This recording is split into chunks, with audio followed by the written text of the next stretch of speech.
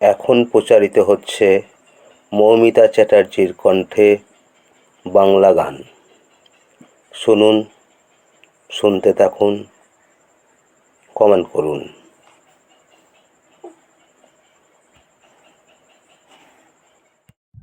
উষ্ণ মরুর অভিশাপ লয়ে ভেঙে গেছি আমি অবসাদে ক্ষয়ে।